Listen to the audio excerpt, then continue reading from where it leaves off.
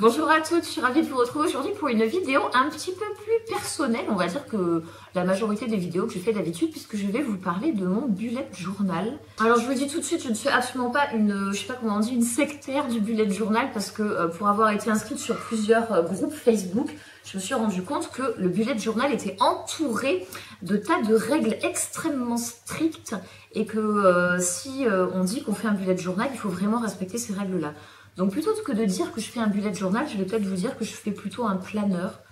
Voilà, quelque chose comme ça, un espèce de journal, soyons très vagues. J'aimerais vous montrer comment je m'en sers, à quoi ça me sert, à quoi ça pourrait vous servir donc à vous, et à l'intérieur plus précisément, comment est-ce que j'organise, quelles sont les rubriques que je trouve intéressantes, comment je les ai mis en place, comment je les ai agencées entre elles, etc. Et vous parler un petit peu aussi, évidemment, parce que c'est un peu ma passion, la papeterie, du matériel qui peut être intéressant quand on veut faire un bullet journal, planeur. Donc, d'abord, voilà mon bullet journal. Moi, j'appelle ça un bullet journal, mais j'ai peur de dire bullet journal parce que j'ai peur que tout le monde me dise « Ah, c'est pas un bullet journal !» Donc, voilà mon journal. Je vous jure, hein, je suis sûre que je vais avoir plein de commentaires. Mais c'est pas un bullet journal, ton truc. Donc, voilà mon journal. Ok. D'abord, à quoi ça me sert? Ça fait 2 ans que j'ai un journal. Ça fait aussi à peu près 2 ans qu'on entend énormément parler dans les médias de ce qu'on appelle la charge mentale. Alors c'est voilà, c'est un grand mot, un peu trop grand mot je trouve, mais une chose est sûre, c'est que quand on est mère de famille et qu'on travaille, effectivement on a énormément de choses à gérer dans sa semaine. C'est vrai que c'est souvent la maman quand même, soyons honnêtes, c'est quand même la maman qui anticipe, j'allais dire, dans la vie du foyer, pas mal de choses comme les rendez-vous médicaux des enfants, qui va aller regarder les carnets de santé pour voir si il faut faire revacciner les enfants. C'est souvent la maman qui s'occupe des papiers aussi, enfin c'est mon cas en tout cas, aussi parce que j'ai un métier qui me laisse un peu plus de temps, soyons honnêtes. Mais bah voilà, tout ce qui est impôts, payer les factures de cantine, tout ce qui est tout, bah, voilà, c'est moi qui m'occupe de tout ça. Et c'est vrai qu'il y a souvent des dates butoirs pour tous ces trucs-là, à ne pas oublier. Sinon, après, c'est un petit peu embêtant. Et je me suis rendu compte que, et ben finalement, entre tout ça et le train-train aussi de la maison à gérer, le ménage et les activités que moi... Oh, je crois qu'il y a un chat. Excusez-moi pour le chat. Entre toutes ces choses-là à gérer, finalement, il y avait un moment où je me disais, mais tu peux pas arriver à te rappeler de tout ça, c'est pas possible. Avoir tout ça dans la tête en permanence, 1, c'est épuisant, et 2, c'est à peu près garanti qu'il y a des choses que tu vas oublier. Net. Ça suffit. Bref. Bon, je crois qu'elle a envie de participer à la vidéo. Bon. Elle voulait vous voir, je crois. Tu dis bonjour? Bonjour, je m'appelle Minette. Bref, il faut s'occuper aussi du vétérinaire pour le chat, tout ça, bref. Donc, je me suis dit, voilà, c'est le moment de me lancer dans un journal. Donc ça, c'était il y a 2 ans. Donc ça, c'était pour la partie un petit peu décharge mentale, on va dire. Et après, il y avait tout ce qui était organisation de choses plus personnelles me concernant. Par exemple, pour gérer le fait que je fasse du sport, pour gérer ma courbe de poids, puisque je suis en permanence en train d'essayer de mincir, soyons honnêtes, comme beaucoup de femmes, je pense. Et je me suis rendu compte que tenir un journal, c'était en quelque sorte un moyen d'avoir une espèce de coach un peu perso, décidément. C'était un moyen d'avoir un coach un peu perso et d'avoir une énorme source de motivation. Alors ça peut paraître bizarre, et vous voyez peut-être pas le lien entre le fait de tenir un journal et avoir une source de motivation, mais si, parce que bizarrement, moi, le fait d'écrire dans mon journal que tel jour j'étais allée courir tant de kilomètres, etc., et ben c'était vraiment une source de motivation pour voir au final, à la fin du mois, le nombre de fois où j'avais couru, le total des kilomètres que j'avais fait, etc. Et je me suis rendu compte que vraiment, au niveau psychologique, tenir ce journal avait vraiment un effet hyper bénéfique sur moi. Donc je me suis dit, bon, bah allez, je continue. Et ça fait maintenant 2 ans au final que je tiens un bullet journal, et que je m'en lasse pas. Vraiment, je trouve ça hyper agréable. Pareil, je vais utiliser mon journal pour gérer mon budget, enfin bon, tout ce genre de choses-là. Et je trouve que c'est hyper sécurisant, ça guide. Ouais, voilà. C'est pour toutes ces raisons-là, en tout cas, que je l'ai fait. Maintenant, je voulais vous parler de tout ce qui est matériel. Alors, première chose, si vous voulez vous lancer, c'est comment choisir votre carnet. Moi, je vous conseille les carnets format A5. C'est les carnets qui sont les plus pratiques parce qu'ils vont quand même rentrer, si vous avez un grand sac à main, ils rentrent dans votre sac à main. Vous avez quand même pas mal de place pour écrire et c'est quand même plus agréable plutôt que d'avoir un grand A4. Voilà. Et A6, je trouve ça trop petit, clairement, par rapport à tout ce qu'on peut mettre à l'intérieur d'un journal, c'est trop petit. Donc le format A5, c'est le meilleur format. Ensuite, au niveau du nombre de pages, alors là, il y a diverses écoles. Dans l'école, je crois, rigoureuse du bullet journal, on n'est pas du tout obligé de faire un bullet journal par année. C'est-à-dire qu'on le commence et quand le cahier est fini, on commence sur un autre, etc., etc. Moi, je préfère avoir un journal par an. C'est comme ça que ça me plaît. Peut-être parce que comme je suis enseignante, je fonctionne par année scolaire et c'est quelque chose qui me va bien. Donc voilà, j'ai fait un journal en fait qui commence pas en septembre comme les années scolaires, mais il commence en janvier. Et je préfère tenir un journal par an. Je trouve ça plus sympa. Donc c'est le choix que j'ai fait. Donc évidemment, si vous faites ce choix-là, il va falloir choisir un carnet qui ait suffisamment de pages. Ne prenez pas un carnet trop fin. Moi, celui que j'ai cette année, donc c'est un Papaya Art. On les trouve notamment chez Cultura, vous les avez aussi sur Amazon. C'est hyper cher, objectivement, pour un carnet, mais je l'ai trouvé tellement beau que voilà, j'ai eu envie de me l'offrir pour Noël. Normalement, il n'est pas aussi brillant. Je l'ai recouvert en fait d'une couverture plastique adhésive pour pas qu'il se salisse parce qu'il avait une couverture qui était assez claire et comme j'arrête pas de le trimballer, c'était plus simple comme ça. Donc Papaya Art, les carnets A5, ils ont assez de pages pour faire une année. Donc je les trouve très chouettes. En dehors de ça, vous allez vous demander si dans votre carnet, il y a plusieurs possibilités. Soit vous allez avoir des pages entièrement vierges, soit vous allez avoir des pages lignées, soit vous allez avoir des pages pointillées. Donc par exemple, dans mon bullet journal ici, moi j'ai des pages lignées, mais la particularité qu'il a lui, c'est que il a un tiers de pages qui sont aussi entièrement vierges et un tiers de pages qui sont à carreaux. Alors l'avantage c'est que comme c'est la première fois que je prenais ce type de carnet, ça me permet de tester en fait ce que je préfère. Donc au niveau des magasins pour acheter les carnets, donc je vous ai dit, bon, la marque Papaya Art, donc c'est Cultura, Amazon. Pour les petits prix, filés chez Action évidemment, il y a sans arrêt des beaux carnets. Donc ils avaient sorti d'ailleurs il y a quelques temps, mais je ne pense pas que vous puissiez les trouver encore, il ne me semble pas qu'ils y soient encore. Mais ils avaient sorti des carnets exprès pour faire des bullets journal. Et ces carnets-là, c'est des carnets pointillés. C'est vrai que les adeptes des bullets journal disent que c'est les carnets les mieux, ceux qui sont pointillés. Bon, moi personnellement, j'avoue, j'aime bien ceux qui sont complètement blancs aussi, enfin ou crème. Vous avez également des très beaux carnets un peu épais. C'est des carnets de 400 pages. Il y en a beaucoup chez Emma. Si vous avez la chance d'avoir un magasin Emma, filés chez Emma, ils sont pas trop chers et il y a aussi des très jolies couvertures. Le magasin Emma vend aussi en ligne, donc il faut le savoir. Ça peut être aussi une bonne solution pour choisir votre carnet. Je pense que le choix du carnet est hyper important parce que vous allez vraiment vous en servir pratiquement tous les jours et vous allez le garder pendant une année entière. Donc vraiment, je pense que le choix du carnet, il est très important. Une fois que vous avez choisi votre carnet, il va falloir que vous trouviez des petites choses pour le customiser. L'intérêt d'un journal, c'est aussi d'en faire quelque chose de joli qui vous ressemble. Si vous aimez dessiner, évidemment, vous allez donner libre cours à votre imagination et vous pourrez dessiner à l'intérieur. Évidemment, pour pouvoir dessiner, il faut avoir du temps. Donc moi, c'est pas forcément quelque chose que je peux faire souvent. Par exemple, dans mon bullet journal de l'année dernière, j'avais pris le temps, parce que ça me faisait plaisir, tout simplement, parce que c'est un petit peu le but dans un bullet journal. Donc j'avais pris le temps de faire quelques pages pour noter, par exemple, mes films préférés de Tim Burton. Puisque je suis une grande fan de Tim Burton, donc j'avais fait une page que j'avais pris le temps de dessiner, voilà, pour présenter les films de Tim Burton. C'est pas quelque chose que je fais de manière systématique parce que je n'ai pas le temps, j'avoue, de beaucoup dessiner à l'intérieur de mon journal. J'avais également fait une page sur les films de Disney et Pixar. avec le chat du Cheshire, voilà. Donc je m'étais amusée comme ça à relister tous les films et à les noter en fonction de ceux que j'avais préférés. Et comme ça permettait aussi de voir ceux que j'avais encore jamais vus et que je pouvais avoir envie de regarder. Donc voilà, c'est des petites pages que j'avais fait comme ça, vraiment dessinées. Mais moi, d'une manière générale, comme je n'ai pas le temps, j'utilise énormément de stickers. Voilà, ça c'est vraiment mon grand truc. Il existe pléthore de stickers sur Amazon et sur des sites de scrapbooking.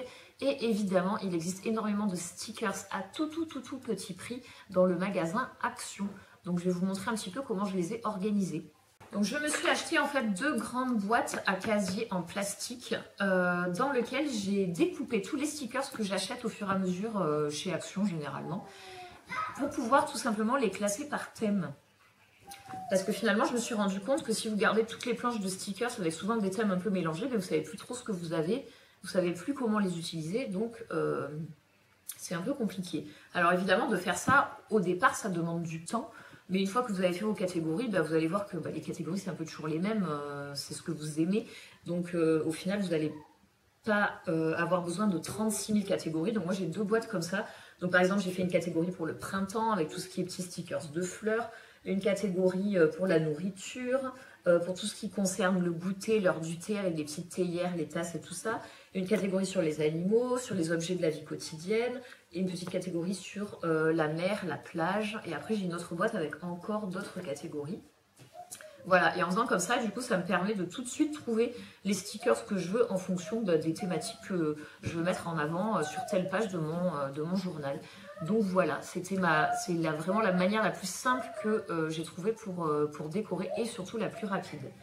Ensuite, pour écrire dans votre bullet journal, il faut bien faire attention en fonction du grammage de la page, c'est-à-dire de l'épaisseur, à ne pas utiliser des feutres qui débordent, qui traversent les pages, parce qu'évidemment, du coup, ça fait moche. Donc moi, ce que j'ai trouvé, c'est des feutres à calligraphie noire qui me permettent de faire les titres.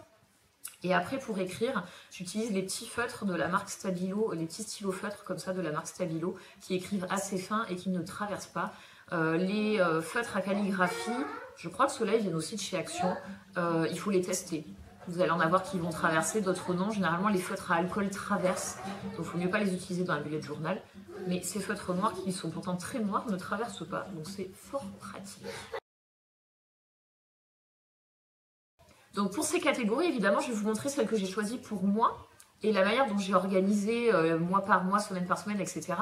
Mais ça, il faut absolument que vous fassiez quelque chose qui vous ressemble, vous, parce que ce dont j'ai besoin moi n'est pas forcément ce dont vous avez besoin vous, c'est assez logique. Donc, je vous montre. Mon journal, en fait, marche dans les 2 sens. C'est-à-dire qu'il y a toute une partie, donc dans le sens de lecture normale, qui fonctionne mois par mois, avec des pages qui se répètent tous les mois. Et ensuite, en commençant par la fin, vous avez une deuxième partie qui fait plus, j'allais dire, journal, coach, etc., où je fais des pages vraiment dont je vais avoir besoin régulièrement toute l'année. Voilà, qui ne sont pas liées à un mois en particulier. Voilà comment je me suis organisée pour cette année en tout cas. Et je pense que je reconduirai un petit peu le même système l'année prochaine. Donc, commençons par la partie, on va dire, avec les mois basiques. Voilà, j'ai commencé au mois de janvier. Donc, je fais toujours une page de présentation avec le mois, un stickers et, parce que j'aime ça, une citation de poésie. Voilà, ça c'est le système que j'ai décidé, on va dire, cette année, que je ne faisais pas l'année dernière, mais qui me plaît. Donc je choisis dans mes poèmes préférés quelques petits vers, voilà, et je note une petite citation sur ma page. Voilà, ça c'est mon petit truc, ça peut vous plaire aussi peut-être. Donc voilà, donc ça c'est la page du mois. J'ai trouvé, d'ailleurs, ça c'est assez pratique, je peux vous montrer ça d'ailleurs. Chez Cultura, je me suis acheté ce petit carnet-là. Il s'appelle Bullet Stickers. Donc, c'est des stickers qui sont faits exprès pour faire un journal. Et à l'intérieur, donc vous avez plein de jolies bannières, des frises, des choses comme ça. Encore une fois, moi, ça me fait gagner quand même du temps, hein, objectivement, plutôt que de tout faire à la main. Et ce que j'ai bien aimé utiliser dès le départ, c'est ces petits onglets autocollants pour les mois. Je vais vous montrer. Parce que du coup, ça permet, en fait, sur la tranche après... je ne sais pas si vous pouvez voir, mais de savoir à quel mois, où commence chaque mois en fait, que j'ai fait dans le journal. Donc je trouve que c'est assez pratique de mettre à chaque fois comme ça un petit onglet et après chaque mois je le décale. Voilà, ça fait comme des petites intercalaires en gros pour se repérer. Ensuite, donc moi ce que j'ai fait, c'est que j'ai utilisé un espèce de planeur imprimé que j'ai découpé en réalité. pour faire une organisation par semaine. Donc là, encore une fois, ceux qui font un vrai bullet journal recommandent 3 niveaux d'organisation: l'année, le mois, la semaine et le jour même. Moi, j'avoue que j'ai pas besoin de ça. On recommande d'utiliser comme ça plusieurs niveaux de hiérarchie parce que ça permet de réécrire en gros plusieurs fois les mêmes informations et donc ça permet de mieux les retenir. Moi, j'avais pas envie de faire comme ça. L'année d'avant, je faisais quelque chose comme ça où j'avais d'abord une page avec tous les jours du mois écrits sur une seule page avec les choses les plus importantes écrites. Puis après, j'avais des pages par semaine, etc. Mais au final, j'avais pas besoin. J'avais pas besoin de tout ça. Donc finalement, j'ai fait une organisation comme ça avec une semaine sur une ligne. Et là, une deuxième semaine sur une autre ligne. Par facilité, j'ai donc utilisé quelque chose de déjà fait, c'est-à-dire des choses que voilà, quelque chose que j'ai collé. Ça me plaît pas franchement. Hein. Ça me plaît pas franchement. Je préférais le faire à la main. C'était par gain de temps que j'ai fait ça, mais là, j'avoue que depuis le mois j'ai finalement décidé de faire quelque chose à la main. Donc j'ai commencé à faire mes semaines comme ça en utilisant toujours. L'avantage, c'est que ça m'a donné cette idée-là, c'est de faire la semaine comme ça sur une ligne, sur une double page. C'est ce que je trouve le plus simple. Et donc je fais 2 semaines sur une page. Et là, je garde une partie blanche pour écrire, c'est comme des notes ou mettre des illustrations un peu jolies, voilà. Donc je n'ai pas encore fait là parce que là, on n'y est pas encore. Je suis un petit peu en avance. Donc voilà, donc ça c'est pour les pages de semaine, en tout cas c'est comme ça que je commence mon mois. Je fais donc 2-3 pages de semaine en fonction du nombre de semaines qu'il y a dans le mois. Donc là il y a 2 doubles pages puisqu'il y avait 4 semaines, c'était pour le mois de janvier. Une fois que j'ai fait ça, je passe à ma page budget. Donc j'ai une page budget, une double page. Donc ce que je fais, je ne vais pas vous montrer en détail, ça vient un petit peu de vous montrer voilà, tout ce que je dépense. Mais donc sur la première page, je mets en gros ce que j'ai gagné, on va dire, au début du mois. J'enlève toutes les frais fixes et ça me permet d'avoir mon budget vraiment du mois, de ce qui me reste pour vivre sur le mois, une fois que j'ai enlevé ce que je voulais économiser, etc. Ou pas d'ailleurs, hein, ça dépend des mois. Et ensuite, sur la deuxième page, je vais me faire un budget moi par semaine. Donc s'il y a 4 semaines dans le mois, en gros ce qui me restait là, mon petit budget, je le divise en 4 et ça me permet de savoir ce que je vais devoir dépenser sur mon mois. Moi, c'est ce qui me convient. En tout cas, je pense que dans tous les cas, avoir une page budget dans son bullet journal, dans son journal, c'est fort pratique. C'est fort pratique, donc ça, je peux que vous le recommander. Ensuite, il y a tout ce qu'on appelle les trackers. Les trackers, ce sont, en gros, encore une fois, ça c'est un petit peu le côté coach, là, coach mental. C'est des petites choses pour suivre en fait vos activités au jour le jour sur un mois. Donc moi, à chaque fois, je colle en fait une feuille Bristol. Et là, par exemple, c'est pour le running. Je vais noter donc les jours du mois et ici les kilomètres. Et j'ai une petite légende entre j'ai trouvé ça super facile de courir 10 km et c'était horrible. J'ai cru que j'allais finir à l'hôpital. Donc voilà, et je colorie et je sais combien de temps j'ai mis pour parcourir tant de kilomètres. Et combien de fois, du coup, sur le mois, je suis sortie et je me dis, ouais, c'est cool, c'est bien. Ou alors, ce mois-ci, t'as un peu rien foutu. Pendant plusieurs mois, j'ai fait la même chose pour le ménage.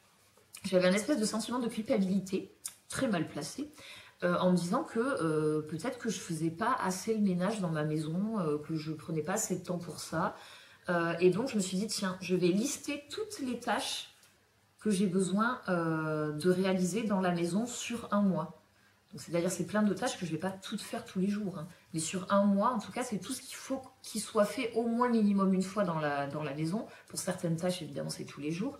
Et donc, voilà. Et je trouve que ça, c'est pas mal de réfléchir, en fait, à toutes les tâches à faire dans la maison. Déjà, ça permet de s'organiser un peu. Et ensuite, tout simplement, je colorie les cases. Par exemple, les lessives. Quel jour j'ai fait des lessives je dis n'importe quoi. Quel jour j'ai rangé le salon quel jour j'ai rangé la chambre de ma fille, etc. Et après, il y a aussi une ligne tâche particulière. Quand j'ai vraiment fait, par exemple, un énorme rangement de buanderie, enfin un truc particulier qu'on fait rarement, je le note aussi. Et donc, j'ai fait ça sur plusieurs mois et ça m'a permis de me rendre compte du temps quand même et du nombre de tâches que je réalisais dans le mois. Et c'est hyper déculpabilisant. Je me suis dit, ah ouais, non mais quand même, c'est un sacré boulot de tenir une maison. J'en avais conscience, mais en même temps, c'est un moyen de déculpabiliser, de se dire, ah non mais attendez, vous avez vu tout ce que j'ai fait là? Ça, c'est que moi, ça. C'est que moi. Donc, ça m'a vachement déculpabilisée. Je me suis dit, non, mais en fait, ça va, tu gères quand même. Tu gères sacrément bien. Et il y a même des fois où je me disais, oh là là, j'ai la flemme de faire. Et finalement, de me dire, bon, bah, quand même, si tu le fais, après, tu peux coucher ta petite case, machin. Et c'était un peu motivant pour faire plus aussi. Donc, voilà, j'ai fait ça pendant plusieurs mois. Je vous avoue que j'ai fini par arrêter parce qu'une fois que je connaissais bien, en gros, la liste des tâches à faire, c'est quelque chose qui est devenu un espèce de rituel assez automatique. En plus, je vous en ai parlé dans une vidéo précédente, j'ai testé la méthode KonMari, j'ai re-rangé toute ma maison en fonction de la méthode KonMari et ça m'a fait gagner énormément de temps au niveau du rangement. Donc j'ai pratiquement plus de temps de rangement, très peu. Un peu à cause des enfants qui me dérangent quand même forcément un petit peu, mais c'est vraiment du rangement de surface, c'est très superficiel et ça va vite. Et au final, j'ai plus de temps pour faire le ménage et je me sens pas débordée en tout cas par ça. Donc je pense que tout ça, ça m'a servi à mieux m'organiser. Donc voilà, ça c'était le tracker ménage que j'ai fini moi par abandonner, mais qui peut être vraiment une source de motivation, donc que je pourrais éventuellement vous conseiller. Ensuite, mois par mois, au début, je faisais une wishlist, c'est-à-dire toutes les choses que j'avais envie de m'acheter. Donc ça, je trouve ça super bien parce que quand on navigue beaucoup sur Internet, qu'on regarde la télé, n'importe quoi, des fois on voit passer un truc, un bouquin dont on entend parler dans une émission, hop, on note rapido le titre sur sa petite wishlist du mois. Ça permet de garder une trace et même des idées cadeaux aussi. C'est assez pratique comme ça de pouvoir écrire sur une page des choses à acheter. Au début, je faisais ça mois par mois et finalement, je me suis dit que le système n'était pas génial et, parce que je ne m'achetais pas forcément tout dans le mois et que c'était peut-être quelque chose que je m'achèterais 3 mois plus tard. Donc finalement, j'ai basculé la wishlist, plus du tout mois par mois, mais ça sera une wishlist pour toute l'année et donc je l'ai mis à la fin. Donc puisque je vous en parlais tout à l'heure, j'ai fait une partie et si c'était par la fin que tout commençait. Et donc ça c'est la deuxième partie que je vous montrerai après. Donc ça c'était la wishlist. À côté de la wishlist, je fais toujours une page favori du mois. Donc ça c'est tout ce que j'ai aimé utiliser ou lire ou voir, enfin peu importe, tout ce qui m'a plu dans le mois. Voilà, donc je me fais ma petite page favori. Ça me sert généralement aussi à faire une vidéo sur ça, puisque très souvent je vous fais une vidéo favori du moment, que ça soit aussi bien du maquillage, des livres, etc. dont j'aime bien vous parler. Donc voilà, dès que je vois que j'utilise un produit vraiment régulièrement, que j'ai lu un livre qui m'a vraiment particulièrement accroché, hop, je le note dans ma petite page favori du mois. Et ensuite, j'en arrive à la dernière page du mois où je mets toujours une page blanche qui va me servir à écrire quelque chose qui s'est passé dans le mois qui m'a plu. Donc ça peut être, je sais pas, une sortie par exemple que j'ai fait dans un musée, ça peut être un spectacle que j'ai vu. Donc là par exemple j'avais même fait une double page. J'avais participé à la sortie des 20 ans d'Harry Potter à Cultura, donc je m'étais fait une petite page spéciale.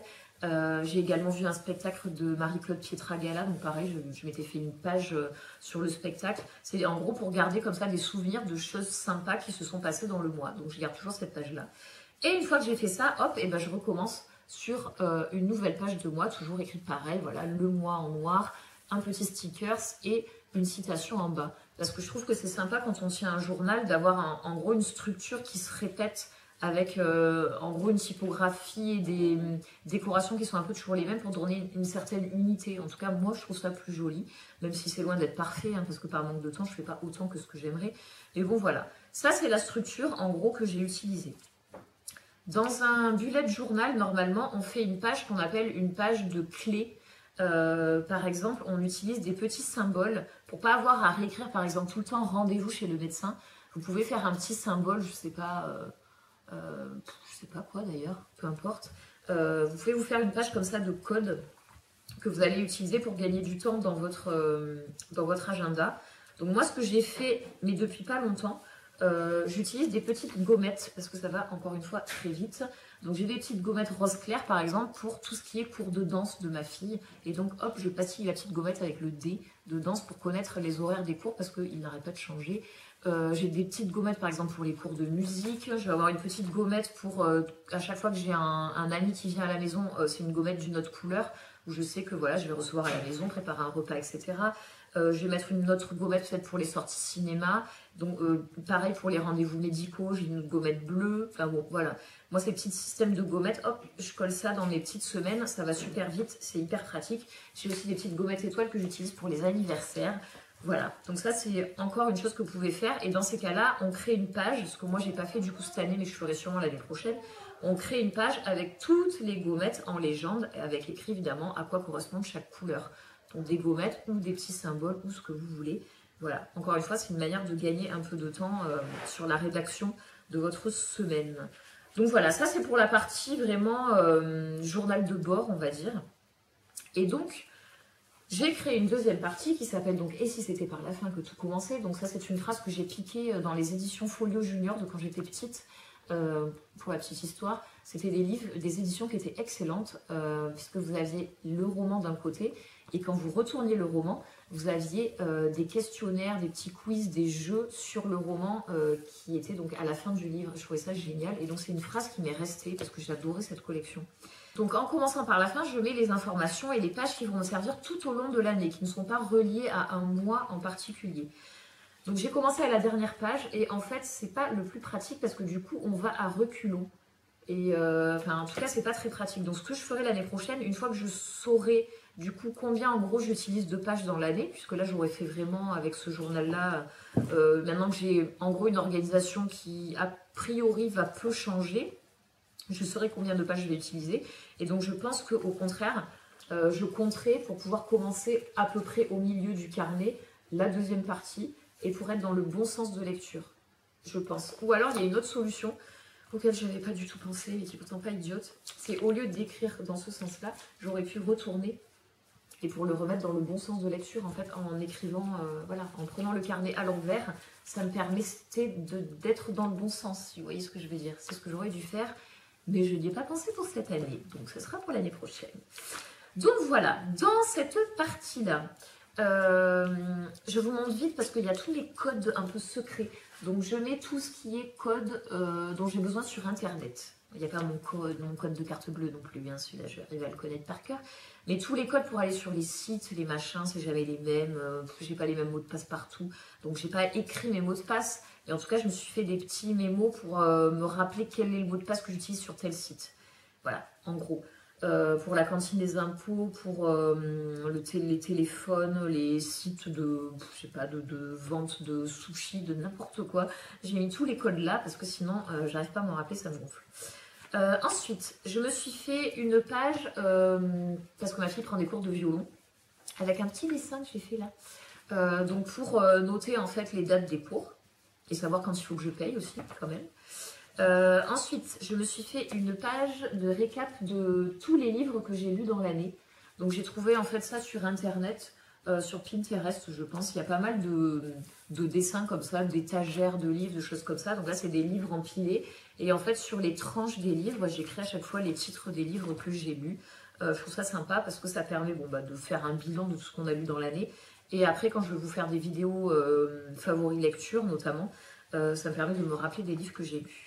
Et je note aussi les livres que j'achète et que je n'ai pas encore lus, pour pas oublier de les lire, parce que j'en ai tellement que des fois ça pourrait arriver. Et ce que je fais, c'est que je colorie le livre une fois qu'il est terminé. Voilà, pour me dire que je l'ai lu, je le colorie. Ensuite, je me suis fait une petite page de suivi de séries télé. Parce que je suis abonnée à Netflix et que je suis une consommatrice de séries invétérée. Donc là pareil, parce que je suis plein de séries en même temps et puis que selon l'humeur du moment, il y en a certaines qu'on a envie de regarder puis plus. Donc voilà, et je colorie en fait à chaque fois les épisodes que j'ai vus pour voir ce qu'il me reste à voir et puis penser à regarder plus tard si c'est une série que j'ai laissé tomber, à y revenir un peu plus tard. Donc je trouve ça assez pratique. Ensuite, bon après je me suis fait des pages vraiment, c'est complètement personnalisé mais ça peut vous donner des idées. Moi je suis une fan de Harry Potter. Donc quand j'ai relu les Harry Potter, c'était à l'occasion des 20 ans des éditions, de la nouvelle édition du premier tome. J'ai relu tous les Harry Potter et je me suis fait en fait des petits résumés que j'ai entièrement décorés. Voilà, parce que moi ça me plaît, j'adore cet univers-là. Voilà, donc j'ai tout décoré, les résumés des livres. Et je me suis aussi fait une petite page de mes citations préférées. Voilà, et vous pourriez très bien faire ça pour une autre série de livres ou pour des films, enfin peu importe. Mais en tout cas, ça vous montre un petit peu ce qu'on peut éventuellement faire là-dedans. Ensuite, je vous conseille, parce que moi je ne l'avais pas fait au départ, de coller dans votre bullet journal un calendrier de l'année sur lequel vous pourrez noter par exemple, donc en utilisant un code couleur, par exemple en rose les anniversaires, en bleu les rendez-vous médicaux, etc. C'est bien d'avoir ça peut-être quand même, je pense, au tout début, à la première page de votre bullet journal, peut-être en même temps que vous faites votre page de légende à côté. Voilà, moi je l'ai mis là parce que je l'avais pas fait au départ et je me suis rendu compte que c'était quand même pratique d'avoir vraiment un calendrier annuel. Parce que des fois, ben, effectivement, il y a des rendez-vous, des choses dont il faut se rappeler qui se passent très très loin et que ce mois-là, vous ne l'avez pas encore écrit dans la première partie. Donc en fait, c'est bien d'avoir un calendrier collé. Je me suis rendu compte, voilà, ça c'était un peu indispensable, donc je l'ai rajouté après. Donc c'est vrai, comme ça, vous vous rendez compte qu'un journal, la structure évolue. Et je pense qu'au début, vous allez en commencer un. La structure sera certainement pas la même un an après. Hein, ça sera sans doute comme moi. C'est quelque chose qui évolue et qui se stabilise à un moment, je pense, petit à petit, quand vous êtes arrivé parfaitement à ce dont vous avez besoin. Donc par exemple, je vous disais qu'au départ, j'avais des wishlists mensuelles. Donc j'ai fini par me faire une wishlist annuelle où je note en fait donc avec un petit système de carrés comme ça à colorier. À chaque fois que je trouve un truc qui me plaît, que j'aimerais m'acheter, je l'écris ici. Je le colorie quand je l'ai acheté. Bon, là, c'est colorié en rose quand je l'ai acheté et en gris. Je colorie quand en fait c'est quelque chose que je ne veux plus. Parce que je trouve ça hyper sympa, vous écrivez une wishlist et en fait vous allez vous rendre compte, le fait de l'écrire, d'y revenir, de relire, vous allez vous dire ouais, non mais en fait ça finalement je crois que j'en ai pas tant besoin que ça, pas tant envie que ça. Et donc finalement je le mets en gris, parce que bah non, en fait ça m'intéresse plus, ou alors j'ai trouvé mieux finalement par ailleurs. Donc voilà, ça m'est arrivé pour certaines choses de me dire non finalement je ne le veux plus. Et voilà, ça vous permet comme ça, donc j'ai mis une double page. J'espère que ça suffira pour l'année 2018. Normalement oui, parce qu'on est à peu près à la moitié de l'année et j'ai fait qu'une page sur 2. Donc normalement, ça devrait rentrer. Ensuite, j'ai fait une page, je teste la méthode KonMari. Donc je vous en ai parlé dans une autre vidéo, si ça vous intéresse, je vous mettrai en barre d'infos. Donc là, c'est en fait toutes les différentes catégories d'objets, de choses, de vêtements, de tout ce que vous voulez, que Marie Kondo conseille de ranger dans l'ordre dans lequel elle le conseille.